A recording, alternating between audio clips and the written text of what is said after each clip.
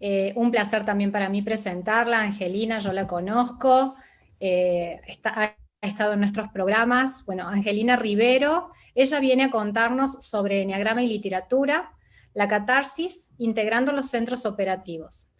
Angelina nació en Rufino, Santa Fe, vivió en Capital Federal, Buenos Aires, es docente de literatura, teatro y música en el nivel medio, escritora, facilitadora de enneagrama en la formación Enneagrama Consciente del Centro Caminos de Crecimiento, terapeuta Reiki también, actriz y directora artística en teatro musical y danzas de la Escuela de Formación Artística Alquimia. Angelina, bienvenida, un placer que estés acá con nosotros. Ay, bueno, Coti, ¿me escuchan bien? Súper.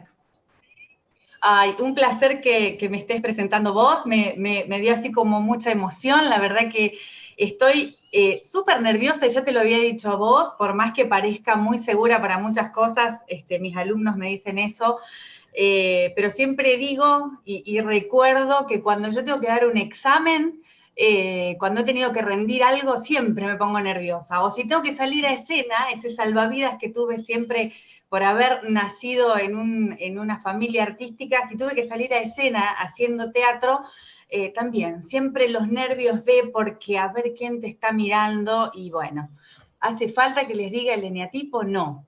Muy buenas tardes a todos y bueno, gracias Coti, gracias a la IEA, gracias a todos los que hacen posible en la organización impresionante de este congreso en el que estoy completamente agradecida a todos los que están del otro lado y como fue un día cargadísimo de enneagrama, con muchísima información, he venido escuchando y he tomado información para asociar de todos quienes han estado anteriormente para poder un poco, sí, viva el teatro, Pedro, claro, por supuesto. Por eso mismo es lo que elegí y está relacionado con lo que venía hablando Marcelo recién, hablando un poco esto del arete. Vamos a hablar de los griegos, sí, porque parece que todo estuvieran haciendo ahí en Grecia, ¿no? Y nosotros cuando hablamos de teatro vamos a hablar precisamente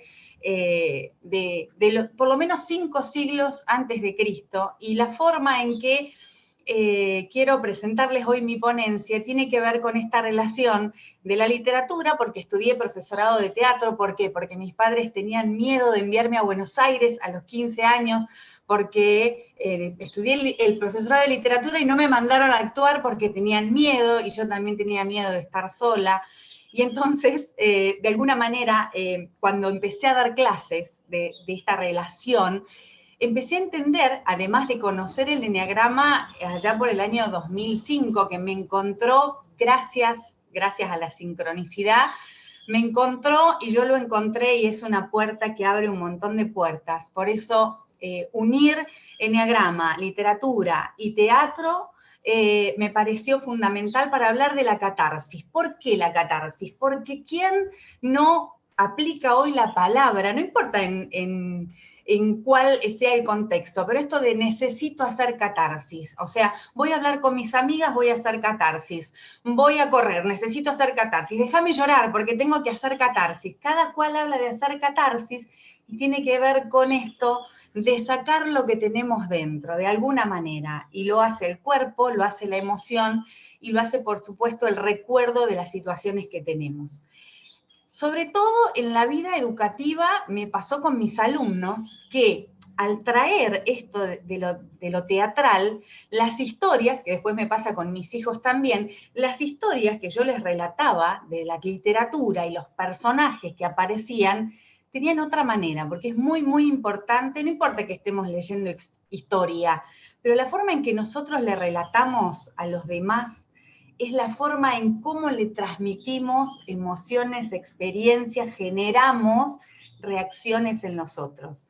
Voy a tratar de ponerle un poco de dinamismo porque es el cierre del día y vamos a tratar de conectarnos con nuestro niño, sobre todo ese niño con el que jugábamos, y los invito a todos que vayan pensando precisamente ¿a qué jugaban? Se los voy a preguntar en algún momento, ¿a qué jugaban cuando eran chicos?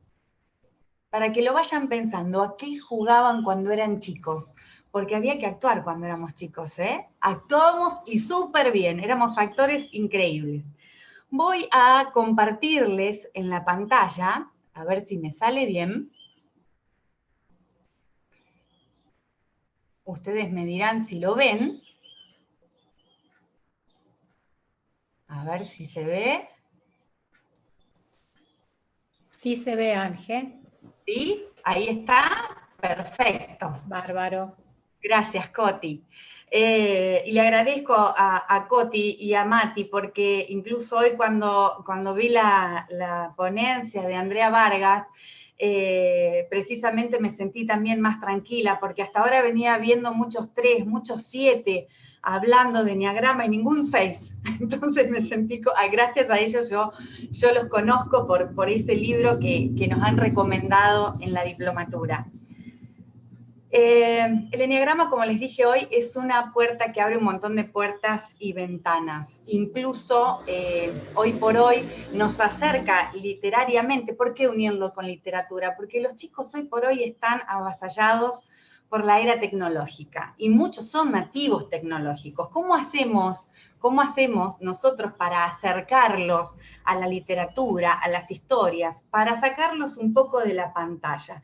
Y para sacarlos un poco de la pantalla es volver a invitarlos a jugar, y todos nos tenemos que involucrar en el juego, sea con nuestros hijos, alumnos, o en los talleres que brindamos de lo que sea que hagamos, sobre todo lo relacionado con enneagrama, porque esto de poner el cuerpo, como hablaba muy bien ayer Patricia Colina, con esto de las disposiciones corporales, hay que poner el cuerpo, hay que poner emoción y, por supuesto, la imaginación, que es algo súper importante. Por eso, integrar los centros operativos. Pero, ¿qué pasa con la catarsis? Es esto de la revolución interna que tenemos todos, una revolución que a veces necesitamos sacar.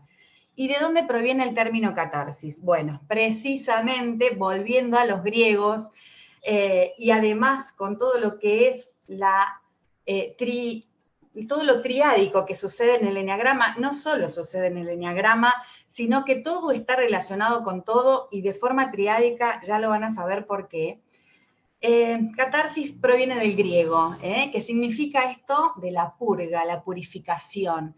Y en el arte tiene un efecto purificador, sobre todo en lo teatral, más allá de la literatura también, ¿no? Y en la ficción, tiene un efecto doble. ¿Por qué? Porque es lo que experimenta no solo el actor, este hipócrita, este que usa la máscara, por eso tan relacionado con el enneagrama, los griegos, ¿no? Las máscaras que utilizaban, esto de experimentar a través de una obra de arte, sea literaria, sea teatral, esas emociones, esa forma de sentirme identificado con lo que veo. Me pasa cuando leo, me pasa cuando escucho una canción, me pasa cuando veo una película, y por supuesto, desde Grecia se hablaba de la catarsis, que nació a través de lo trágico, sobre todo, cuando se veía una tragedia, pero también a través de la comedia. ¿Por qué? Porque había también que reírse de uno mismo. No solo purgar a través del llanto que nos provocaba un suceso trágico, sino hacer catarsis a través de la risa, algo que venimos reprimiendo, lamentablemente, en nuestro pensamiento occidental, esto de reprimir la risa cuando los chicos estamos en clase o cuando hay algo serio, no dejamos permiso a la risa, cuando en realidad la risa es precisamente una farmacia interna que genera endorfinas y nos sana. Y el llanto, esto de, como dice Pilar Sordo en algún momento, el Festival del Moco, porque no dejamos llorar, ¡ay, no llores! Siempre intentamos, de alguna manera, coartar esas expresiones, la risa y el llanto. No sé por qué, será porque le tenemos miedo quizá a esas exageraciones o esas expresiones que necesitamos sacar afuera.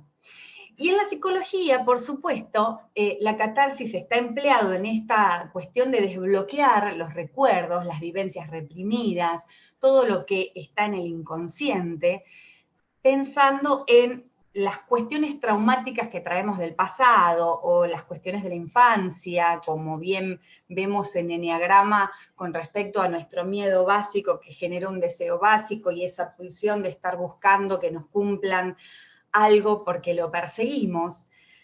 Entonces, empezar a entender un poco lo que es la catarsis y la relación de todo con todo. Fíjense en esto que parece un lío, pero acá están unidas todas las cuestiones triádicas. ¿En qué sentido? No solo aparece la catarsis, y primero, antes que me olvide, no quiero dejar de mencionar que así como nosotros purgamos la catarsis, sobre todo en Occidente, esto de ir a una celebración religiosa para que purguen nuestros pecados y nos perdonen, los griegos tenían la obligación de ir a ver teatro. Esa era la forma en que tenían de purgar sus emociones. Y si no tenían dinero, el Estado le proveía la entrada al anfiteatro, al lugar en donde fueran a ver las obras, porque resultaba completamente necesario que el pueblo purgara sus emociones y sus estados alterados. Entonces acá tenemos, aparecen otros términos. La catarsis, unida a esto que decían hoy con respecto a que todos somos emocionales, más allá de que pertenezcamos a un grupo triádico más dominante, pero todos tenemos emociones, todos tenemos pulsiones, todos tenemos pensamientos, instinto, ni hablar. Entonces, pensar en la catarsis con respecto a lo emocional y cómo se revuelve dentro de nosotros, aparece también lo que es la poiesis y la praxis, ya que venimos con términos griegos como venían con el arete y con la virtud. La poiesis que tiene que ver más con lo mental, más con lo creativo, con lo que aparece a partir de lo que pienso y le doy luz a la creatividad y lo saco. Entonces la literatura me está brindando, como hoy bien decían, en esto de generar personajes literarios a través de determinadas situaciones, observando la realidad, la literatura nos está dando eso, y también esta cuestión triádica de pensar que cada historia tiene una introducción, tiene un nudo y tiene un desenlace. Todas las historias nos están marcando dónde, cómo, quiénes, qué pasó. Y la praxis, en esto del actuar, como lo es en el teatro, la expresión corporal o la danza, precisamente la praxis tiene que ver con la puesta en acción, con la práctica. Esto de la praxis, como lo escucharon quizá en medicina, la mala praxis. Bueno, en este caso la praxis es esto, es la práctica, es poner en el cuerpo, poner en el movimiento. Entonces ahí tenemos lo que el teatro nos estaría dando como los tipos de conflictos. El conflicto con el entorno, el conflicto con otro, esto de relacionarnos, y el conflicto con uno mismo. Esta cuestión del conflicto con uno mismo, con nosotros mismos, es precisamente lo que nos trae el eneagrama todo el tiempo, el trabajo de autoobservación. No me gusta mucho utilizar la palabra trabajo. ¿Por qué? Porque la palabra dice trabar para abajo y viene de trabalhare y era un instrumento de tortura. Entonces digo, o lo intercambiamos por tomo acciones, actúo. En vez de trabajo conmigo mismo, tomo acciones, me autoobservo. Entonces todo está como relacionado con todo, absolutamente con todo. Entonces es como que eneagrama, literatura y teatro me estaba dando esto de unir tantas cosas que pensando un poco en que no es que se me ocurrió a mí, no, por supuesto, Claudio Naranjo también a través de sus SAT, estas experiencias que él ha generado como una cuestión de una nueva educación, precisamente basó mucho de su trabajo en escritores, y cuando realizó algunas experiencias SAT, precisamente llamó a directores teatrales para que pudieran trabajar con los diferentes grupos eneatípicos. Entonces trabajaban con sus miedos, con sus acciones, con lo que se tenían que enfrentar, y precisamente con esto de hacer catarsis. Como decía Ceci Zanoni hoy con respecto a los niveles de desarrollo de la conciencia. ¿Cuándo los eneatipos hacen catarsis? ¿Cómo los eneatipos hacen catarsis?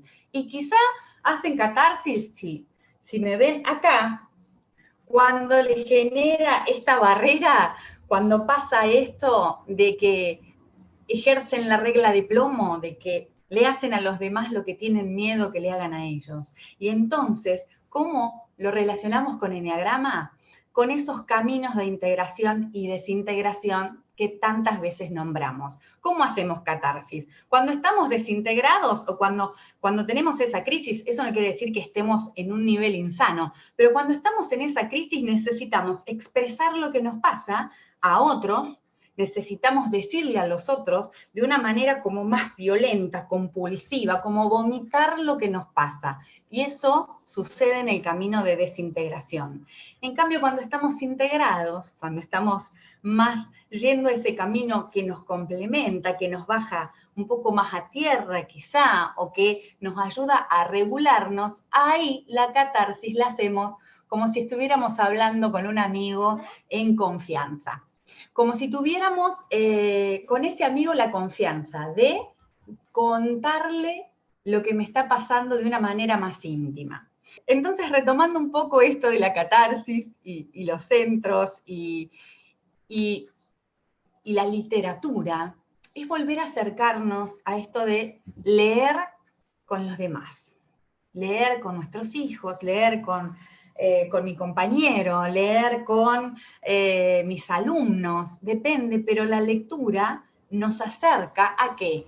A lo que le pasa a los personajes, porque los personajes están describiendo, y volviendo a esto que dije de Claudio Naranjo, los personajes son lo que nos están mostrando la conducta humana. Y por eso él basó mucho de su trabajo, por un lado, en lo que es la comedia humana de Balzac y todos sus personajes, y trabajó desde allí. Y por otro lado, también trabajó con lo que es la comedia del arte, que estaría acá, ¿no? Con los personajes de la comedia del arte. Y esos personajes estaban definiendo los eneatipos, y entonces nos sentimos identificados con algunos de ellos, como sucede con la Colombina, como sucede con Arlequino, como sucede con el Capitán Matamoros, identificados en los personajes precisamente con esas máscaras que nos da la comedia del arte italiana y que Claudio Naranjo pudo precisamente hacer una conjunción. Él dijo que los escritores son quienes mejor definen las características de los eneatipos porque pueden describir a los personajes desde lo que piensan, desde lo que sienten y desde lo que hacen. Y a partir de allí, de esto de pensar de lo que sienten, lo que piensan, lo que hacen, volvemos a esto de las acciones o la autoobservación con uno mismo. Y para hablar del trabajo con uno mismo, hablamos, lo que yo conecté fue el método Stanislavski, que es un método teatral, el método de uno de los teóricos teatrales. O sea, se ha escrito mucho de teatro, pero no de cómo hacer teatro. Es de la misma manera que nosotros pensamos, se ha escrito mucho sobre la vida, pero no nos enseñan cómo vivir. Gracias a la sincronicidad universal que existe el Eneagrama, para eso, como herramienta fundamental que, como les dije, ha sido no solo un salvavidas, sino un acompañamiento completamente de luz en mi vida, junto a lo artístico, que gracias a eso pude ir acompañando este 6 contrafóbico. Pensar en el sí mágico, ahora sí, es pensar en eso que, a ver, si yo fuera ¿qué? De eso se trata el sí mágico. Y si yo fuera el cómo sí, y acá sí los leo, si alguno puso, ¿a qué jugaban cuando eran chicos? Porque es fundamental poner en el cuerpo, pensar qué quiero ser, vivirlo, sentirlo y poner en el cuerpo la acción. Y eso nos lo da precisamente el juego. De alguna forma, pensar en esto de, ¿y si yo fuera policía? ¿Y cómo? ¿Éramos policías? ¿Éramos bomberos? ¿Éramos amas de casa, mamá, enfermeras, ladrones, audaces? Creo que todo tiene que ver con este juego, con este lado lúdico, con este niño que necesitamos volver a conectar, porque cuando todos nos conectamos con esa energía del niño, dejamos de juzgar la realidad y la vivimos y la vivenciamos de otra manera. Por eso utilizamos la imaginación, utilizamos la acción, la vivencia, de acuerdo a las circunstancias que nos rodean, de acuerdo a cómo está sucediendo todo y todo en la realidad para que el juego se desarrolle, uniendo los 3 centros operativos. Hay que invitarnos a jugar. Y hay que invitar a jugar, y hay que invitar a leer, y hay que invitar a conectar. Mis alumnos entendieron un poco la dinámica de lo que se trata el eneagrama cuando tuvimos que construir estos personajes teatrales a través de la motivación que nos daban los personajes literarios. Y Stanislavski unió todas estas cuestiones de las que estamos hablando en su método. Primero porque fue un actor y después se convirtió en un mentor. Entonces tenía en cuenta esta imaginación de la que hablamos, esta poiesis, la acción, la praxis, las circunstancias, lo que nos rodea, como a nosotros, que nosotros vamos creciendo y estamos condicionados por lo que nos rodea, incluso por nuestras figuras sustentadoras, por nuestros padres, por la sociedad, por el lugar en el que nacimos. Por supuesto, poner la atención, pensando en la presencia, en la atención plena que necesitamos para poder vivir en presencia y trabajar, bueno, poder ponernos en presencia frente al eneatipo. La relajación que es tan necesaria, porque así como nos ponemos en acción, también necesitamos la calma. Cómo también podemos organizar nuestra vida de acuerdo a unidades, objetivos, proyectos, concreciones, teniendo que, hablando del sentido de verdad, de la fe, de la confianza que nos podemos poner a nosotros mismos y a lo que estamos realizando, y a que en realidad el otro me crea lo que estoy haciendo, que yo no le estoy inventando nada, sino simplemente estoy jugando a ser, y de esa manera puedo purgar lo que me está sucediendo, apelando por supuesto a la memoria emotiva. Inevitablemente necesitamos conectarnos con la infancia, con esto de, a ver, ¿a qué juego? Eso de, ¿a qué jugaba? Y yo, por ejemplo, jugaba mucho solita, porque no tenía tanto amigos en mi barrio, en el barrio de mi abuela, donde más tiempo pasaba. Y a veces jugaba, siempre cuento una anécdota que digo que jugaba a ser viuda y me miraba al espejo y lloraba. No es que había enviudado a alguien en mi familia, pero se ve que esa fue mi forma de hacer catarsis. Y otra vez, era una maestra que retaba a todo el mundo, todos mis alumnos, porque eran irresponsables. Entonces, volviendo un poco a esto de la identificación de los personajes de una historia, esto de que nos identificamos porque lloramos con las películas, con un libro cuando decimos, no, este no puede ser el final, o con una canción que nos llega, teniendo en cuenta todas las formas en que percibimos esas historias. ¿Cómo se identificaban los chicos con el personaje? ¿Cómo nos identificamos con los personajes de ficción? Con lo que hacen, con lo que sienten, con lo que dicen, con lo que desean, con lo que tienen. Siempre nos estamos identificando con algo, con lo que consume un personaje, con lo que rechaza. Esto, ay, mira, ese personaje de esa historia es igual a mí. ¿Cuántas veces nos pasa esto de identificarnos? Y esa es la purga que a veces solemos tener, esa es la catarsis que a veces solemos hacer a través de la ficción literaria, porque después las películas muchas veces surgen de un guión, surge precisamente de una novela o surge de un cuento. Entonces, empecé a pensar en los grandes personajes de las historias literarias. Y estos personajes me estaban diciendo cosas, nos dicen cosas. Por ejemplo, si pensamos en los eneatipos, si pensamos en la manera en que se manifiestan, pensando en Don Quijote, un idealista que intenta cambiar el mundo, ¿qué eneatipo será? ¿Cuál es el idealista que quiere cambiar el mundo? Y Antígona, una mujer que no acata ninguna de las leyes y hace, a pesar de todo, lo que quiere, persiguiendo sus ideales. ¿Qué será Antígona? ¿Qué fue Antígona de Sófocles allá con los griegos? Y Dorian Gray, el retrato de Dorian Gray, esa historia maravillosa, casi todo está en películas hoy, pero la literatura nos genera la cuestión imaginativa. ¿Qué pasa con Dorian Gray? Un joven que se niega a dejar de serlo, como Peter Pan. ¿Qué eneatipo será? Ni hablar de Hamlet. Hamlet con este ser o no ser, esa es la cuestión, acosado por sus fantasmas, un joven paralizado por la duda. Y la Celestina enmarcando en su génesis lo que fue la tragicomedia de Calixto y Melibea, así como Romeo y Julieta, una mujer que se jactaba de ser libre, pero que seguía siendo prisionera de depender de los demás.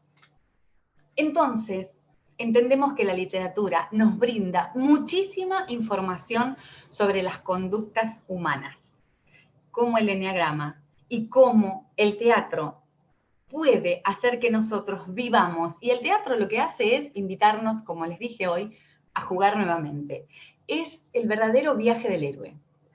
Todos los personajes de la literatura, fíjense estos que han viajado tanto, los viajes de Gulliver, leer los viajes de Gulliver con esa crítica a la sociedad, en esto de que va al país de los liliputienses y los liliputienses son todos pequeñitos. ¿Qué eneatipo mira a los demás pareciendo que son pequeños? Y al revés, cuando va al otro país, se siente chiquitito en medio de todos los que son gigantes. Por otro lado, Alicia en el País de las Maravillas, una persona, una niña que todo el tiempo se está preguntando cosas, que todo el tiempo piensa si está bien, si está mal, mientras cae por el agujero de la madriguera, eso que le despertó curiosidad, pero que después se arrepiente, que no sabe dónde está, que no sabe si crece, si no crece, que es dictatorial, que se enfrenta con una reina de corazones y que a pesar de tenerle mucho miedo, cuando toma conciencia de su valor, termina diciendo que no son más que un puñado de cartas. Y la Odisea que está completamente relacionada con el eneagrama, hicieron un análisis que me encantó, relacionando cada lugar al que arribaba Ulises, relacionado con un eneatipo. Por ejemplo, si cuando Ulises va al punto 9, es cuando va al país de los lotófagos, esto de la flor de loto, esto de conectarnos con lo espiritual, con la tranquilidad, y con esto de estar narcotizado con la flor de loto, consumirla, para precisamente todo esté en calma y nunca tener que salir a estar en conflicto. Todos y cada uno de los destinos de Ulises en la Odisea o de Odiseo están relacionados en algún punto con uno de los tipos eneagrámicos. La literatura, el teatro y eneagrama nos hacen hacer un viaje constante, el viaje del héroe que realizamos con nosotros mismos. Es un aporte que está conectado constantemente y que ahora, cuando vayan a tomar un libro y leer una historia, yo creo que a los que son apasionados y enamorados de esta herramienta del eneagrama les debe haber pasado de que ya iban adivinando, a ver, este personaje, ¿qué eneatipo será? Es inevitable ir desilvanando las historias, viendo cómo los personajes se van desarrollando, cómo hacen crisis, cómo hacen catarsis y cómo nosotros nos podemos sentir identificados o no, o también nos pasa esto de no querer un personaje, odiarlo, y también ahí, como decía hoy en la ponencia de la escritura literaria, a través del eneagrama, esto de no querer un personaje porque por algo me está haciendo ruido. Estos nombres que están acá, les quiero contar, son de ya mucho tiempo, muchos años. Estos son aproximadamente del año 2008, más o menos, las dos primeras. Los lados de Lara y Pecados Capitales fueron cortos que hicimos con los chicos del secundario cuando entendieron perfectamente de qué se trataban las conductas humanas del eneagrama, ¿no? Sí, aunque sin mencionarlo en sí, sin decir que el eneagrama, porque en el secundario poder intervenir con eneagrama era como algo demasiado raro, demasiado vanguardista. Entonces, Los lados de Lara estuvo basado en la lectura que hicimos de varios párrafos del bestseller Civil, que está basado en un caso real de una mujer que tuvo muchas, o sea, esquizofrenia y muchas personalidades. Entonces analizábamos cuáles eran las personalidades que tenía Sibyl y a partir de ahí pudimos armar un corto en el que actuaron todas mujeres, porque por supuesto Sibyl era mujer. Pecados Capitales fue otro de los cortos que hicieron para presentar en una muestra de cine que se hace en mi ciudad. Y precisamente, un poco basado en la película Seven, esta de Pecados Capitales, estaba relacionado con el pecado capital y sin conocer ellos el eneagrama con el opuesto, o sea, un poco con las virtudes quizá, con la parte, esto de la luz, ¿no? Porque donde hay luz, que esto no me voy a olvidar, Mati lo ha dicho en algún momento, es esto y esto, no esto o esto. Era luz y sombra. Todo lo que somos en sombra, bueno, ahí aparecían los pecados capitales. ¿Y cómo somos en luz? Y entonces aparece esto de los grises, de los que también hablaba hoy Ceci Zanoni en su ponencia. Viaje tiempo atrás ya forma parte de una de mis producciones literarias de escritura. Es una obra teatral basada en los eneatipos y precisamente también en lo que es todo el viaje de la Odisea de Homero y en el alquimista de Paulo Coelho. Esto de encontrar la piedra filosofal, cada uno de los personajes tenía como una materia pendiente y hacía un viaje por esto del para qué. O sea, ¿qué pasa con este viaje que hago? Y ese viaje que hago introyectivamente hacia mí mismo, entendiendo cuáles son los puntos que tengo de desequilibrio, de descontrol, y volviendo un poco a estos personajes, quiero hacer un poco de esta parte más teatral, de esta parte de entender cómo vivo y cómo juego un poco con los personajes y el eneagrama. Bueno, Viaje tiempo atrás me dejó eso, porque precisamente uno de los marinos de ese viaje era, y así retomando un poco esto de que dijo que dijo Patricia Colina ayer con respecto a las cuestiones corporales, precisamente uno de los personajes se ponía esto y estaba de esta manera así. ¿Me podrían decir ustedes, este personaje, qué eneatipo representa? Por supuesto que sí, me va a estar dando características de un eneatipo. Y había otro personaje que decía todo el tiempo que necesitaba brillar, que necesitaba ir al mundo para que todos la aplaudan. Se llamaba Penélope y usaba este sombrero, así todo brillante, con plumas, y precisamente era la que quería estar en la vidriera, quería brillar, quería ser exitosa. Otro de los personajes quizá sería el que hacía reír a todo el mundo, el que entretenía a todos los demás, el que quería de alguna manera hacer que todos se rían y se ponía la nariz de payaso. Y precisamente si logramos conectar con esta parte del juego que inevitablemente pensamos el eneatipo 7, ¿y por qué no pensar en el eneatipo 7 cuando hablamos de juego? Aquí les voy a dejar una lectura muy interesante, no sé cómo estoy de tiempo porque no lo tomé, pero como la cuestión literaria, como la cuestión de los personajes, me va a estar todo el tiempo brindando información. Fíjense esta introducción cortita de Antígona, de Sófocles, en la que las dos hermanas están hablando.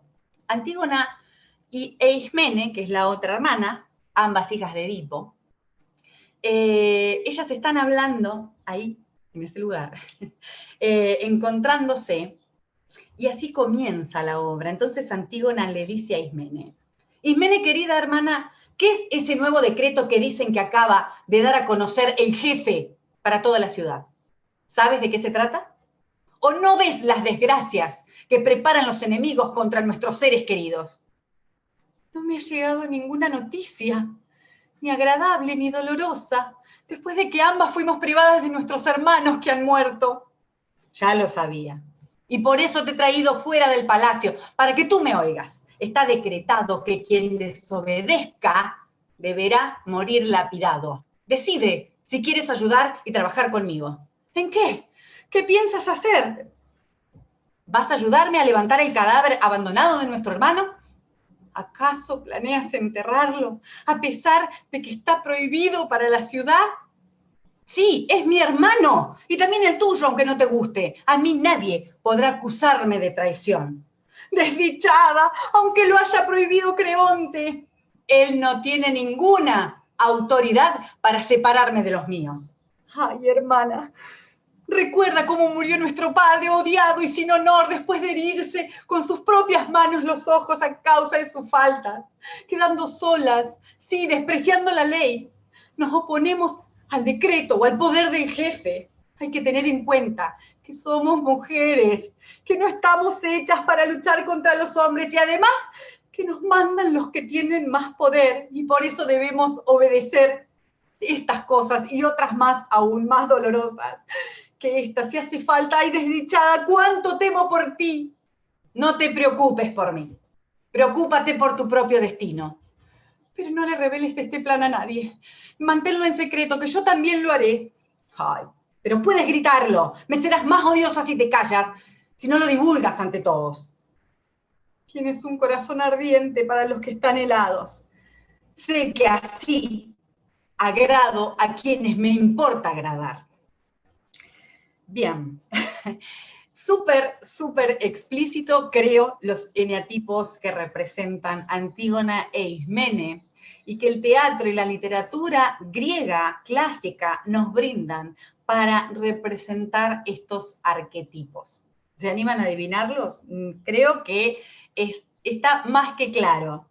La literatura es un vehículo para representarnos y estar en el mundo. El eneagrama es una puerta que abre un montón de puertas y llevarla a la acción, uniendo información, uniendo aprendizaje de unos y otras. Podemos valernos de eso que nos da la creatividad de los escritores, dramaturgos y la sabiduría y el aprendizaje que nos da el eneagrama, uniendo un poco el lema de este congreso, de las raíces antiguas y de todas las concepciones actuales, podemos hacer y tramar un juego constante con nuestros hijos, con nuestras parejas, con nuestros alumnos y con todas las personas que quieran adentrarse a este mundo para trabajar su catarsis, para enfrentarse con sus sombras, que si no se animan a hacerlo a través de sí mismos, a través de leer el personaje, y quizá se animen a mirar desde afuera. Para eso existe la diferencia entre lo que es la puesta en escena, el hecho teatral y el juego teatral. Uno es ver y el otro es participar. No nos olvidemos tampoco que cada vez que queramos transmitir o queramos leerle a los demás algo, tiene mucho que ver la forma en que nosotros le transmitamos ese conocimiento o le transmitamos esa lectura, poniendo en marcha los 3 centros operativos a la vez. ¿Por qué? Porque si yo a mis alumnos o a la persona que está ahí enfrente le leo la música llegaba a mis oídos como el aullido de los coyotes a la luna, introduciéndose en la profundidad de mis pupilas y ondulando entre el vestido y mi cuerpo. No le estoy poniendo la intención necesaria, hay que poner emoción, hay que poner instinto, cuerpo y hay que poner mente. Y si yo te leo, como te leí recién, un poco de esto de Antígona, de Sófocles, o te leo, la música llegaba a mis oídos, como el aullido de los coyotes a la luna, introduciéndose en la profundidad de mis pupilas y ondulando entre el vestido y mi cuerpo. Los chicos, las personas, están ávidos de que nosotros los introduzcamos en este mundo de la ficción, que los alejemos un poco de las pantallas, nos alejemos a veces un poco de las pantallas y conectemos con esa imaginación que nos genera la lectura que nos lleva a través de personajes y con la sabiduría del eneagrama podemos hacer que la catarsis tome un sentido muchísimo más trascendental. Para el futuro está en proceso, quiero compartirles. Bueno, muchísimas gracias, Coti, compartirles este final y agradecerles. Todas las que soy, es parte un poco de estos monólogos que hacen los personajes y van a estar presentes en mi libro Piedra, Papel o Tijera. Así que, bueno, yo no he podido leer porque no me aparecían, pero no los podía leer a los mensajes. Muchísimas gracias, Coti, gracias a todos por la atención. Hemos disfrutado, la verdad que arde el chat, hemos todos disfrutado tu ponencia. Acá dicen, nos has inspirado, muchísimas gracias por la ponencia, excelente. Están preguntando, Ángel, ¿dónde pueden ver los cortos que vos compartías? Los voy a subir pronto porque son viejitos, así que los voy a subir a mi canal de YouTube. Después, ahí en donde estaban por ahí mi dirección de Facebook, puedo poner el link para que puedan entrar al muro o a Caminos de Crecimiento y los vamos a poner. La obra teatral sí, es un poquito más larga, pero también los vamos a subir para que los disfruten y disfruten de estas producciones eneatípicas de alguna forma. Bárbaro. Acá dice, bueno, me encantó, muchas gracias, transmites mucho, qué inspiración, qué bueno es que nos compartas este material. Pongan el link, consultan ahí. A ver si quieren hacerle alguna pregunta más a Ángel. Lo voy buscando. ¿Cuándo sale mi libro? No lo sé, ahí justo leí una pregunta, no sé, está en proceso, todavía está en proceso. Yo no adiviné los eneatipos de las hermanas, porfa. ¿Qué les parece, Coti? ¿Vos te arriesgás? Había una hermana que no le importaba nada enterrar al hermano y que 8, quería... 8, Muy bien, 8 y 6, ahí dijo Alejandra, tal cual. Ismene ahí toda en su neurosis del 6, temerosa, y el tema del poder y lo que había decretado, y la otra hermana no le importaba nada, iba a enterrar con sus propias manos los cadáveres de sus hermanos. Estoy buscando a ver si aparece alguna otra nueva pregunta. No, dice, bueno, genial. Querían también cuando hablabas cuando ibas nombrando los cuentos, que ibas diciendo, a ver qué eneatipos les parece este y el otro, querían saber cuáles eran los eneatipos de los que te hacías referencia. Por ejemplo, los eneatipos por ejemplo, pensando en esto de Alicia, también podríamos identificarla con un 6, que después se revela de golpe, adquiere, además porque todo el tiempo se hace muchas preguntas mentalmente, o cuando, por ejemplo, veíamos a Dorian Gray, ese 7, ese eneatipo 7, que es el eterno joven, como por ejemplo Peter Pan, hablando de los eneatipos que no quieren envejecer o que están conectados con esa cuestión de vivir y de sentirse motivados. Y por otro lado, otros que mencioné, y bueno, Hamlet también, otro 6, esto de acosado por las dudas, la Celestina, que podía ser una 2, pero completamente desintegrada, porque termina siendo toda una tragedia. Y ustedes pueden, que son todos Don Quijote, sí, puede ser un 1, puede ser un 1, puede ser también un 4. Algunos lo han identificado como un 4 por esto de que se imaginaba un mundo ideal, pero en realidad había otra cosa, ¿no? Había elegido también un fragmento de Quijote en este tan famoso de los molinos de viento, que él dice que son gigantes. Él era la realidad que él quería ver, la que dibujaba. Acá te preguntan, bueno, en realidad dice Marcelo Aguirre, brillante Angelina, gracias, gracias por la profundidad de este aporte, bien encarnado en la literatura como instrumento para reflejarnos, reconocernos, despertar. ¿Alguna relación entre el eneagrama y los círculos del inframundo del Dante? ¡Ay, qué bueno sería eso! Total. Leyendo un poco a lo que es Fausto y leyendo un poco lo que es la Divina Comedia del Dante, es increíble cómo Virgilio lo llama a Dante a vivir esa experiencia de tener que bajar. Es como esto que les decía hoy, como hablaba Ceci. Es como que acá estamos en la tierra, ¿vieron? Como la tierra, acá llegamos al infierno. Esto de sufrir nuestro propio infierno, que no hace falta irse a ningún otro lado. Y después, bueno, esto que hablaba Ceci, que hay que estar muy evolucionado para estar en los niveles sanos. Pero por supuesto, esta cuestión de irnos hacia hacia abajo es conectar con la sombra y bueno, ver cómo salimos de ahí. Pero sí, hay una conexión total con la Divina Comedia que súper recomendada. Lo mismo que en esa misma época y como contemporáneo que estaba Boccaccio, y también hacen un viaje en el medio de la peste, así que muy relacionado con la cuestión actual. Que el de Cameron, que cuentan muchas historias y es un grupo de personas que se va por la peste y cuentan historias y bueno, también ahí muy contemporáneo. La última pregunta, y ya estamos porque estamos, si no, yéndonos del tiempo. Pedro pregunta, Pedro Espada, solo Pedro. Yo creo que el autor escribe pensando en un tipo, pero ¿crees que el actor debe ceñirse a él o puede elegir acercarse a las peripecias desde otro? Peripecia, ahí apareció, no lo nombré, pero peripecia también proviene ahí un poco de los griegos. Yo creo que los escritores, y me incluyo, aunque no, estas obras que he escrito, no es que me basé un poco en los eneatipos, pero también en esos personajes, en la observación del mundo que nos rodea. Precisamente estos personajes que aparecen en las historias es como cíclico, igual que el tiempo que de los griegos. O sea, la literatura refleja la vida real y la vida real está reflejada en la literatura.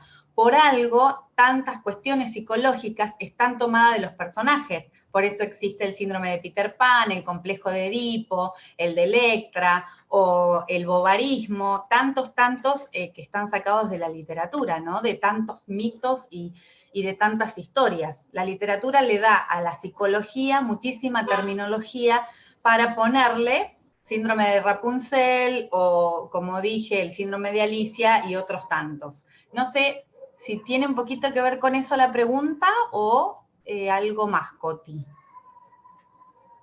Si él acá hacía mención, dice, yo creo, por ejemplo, Hamlet de Mel Gibson es 6 y el de Kenneth Branagh es un 4. Lo del actor, claro, el tema que acá está, como decía Stanislavski, el trabajo del actor sobre sí mismo, sobre la construcción del personaje, y tiene muchísimo que ver, es como los directores teatrales, cada director va a hacer una puesta en escena muy distinta de la obra teatral que tome, es su propia impronta personal, y trabaja el director junto con el actor, que el actor lo que va a hacer es, como decía Pedro, quizá darle su impronta personal, por supuesto. Nos pasa con Mercutio. Muchos, al mejor amigo de Romeo, muchos lo ponen como un 7 súper gracioso y otros lo ponen como un 5 sarcástico, depende. Ángel, muchísimas gracias, muy hermosa tu ponencia, te mando un abrazo enorme, enorme, con el alma y muchas gracias. Muchísimas gracias a vos, Coti, muchísimas gracias a todos. La verdad que un congreso hermosísimo que lo vengo disfrutando mucho y bueno, felicitaciones a todos los organizadores y a todos los que han estado detrás de esta maravillosa experiencia. Gracias, gracias totales. Angelina, te quería agradecer especialmente esta ponencia. De verdad que el chat explotó y nos tuviste a todos así como, viste, como hipnotizados. Mucha pasión, mucho conocimiento, mucha vocación, y eso se vio. Se vio, traspasaste la pantalla, así que te agradezco de todo corazón porque es un lindo cierre para el sábado, de verdad. Gracias, María, muchísimas gracias. Y aunque no crean, tengo unos nervios que todavía me dan vuelta en el estómago. Es como que hice un poco de pedido al 3, a toda la parte del 3 y al vecino 7 para poder transmitir lo que quería. Y bueno, a veces los 6 hablamos mucho y ponemos mucho cuando incluso estamos inseguros o temerosos. Así que bueno, muchísimas gracias, María, y a todos. Y yo creo que los nervios y la adrenalina las tenemos todos, a todos se nos juegan los egos siempre, así que Angelina, en este caso se te jugó de la mejor manera, que fue poniendo toda la pasión para la ponencia. Muchas gracias, de verdad te agradezco mucho. Te agradezco en nombre de toda la comisión directiva, que además estamos conectados, así que todos estábamos muy, muy contentos con tenerte para este cierre de sábado. Muchísimas gracias, María.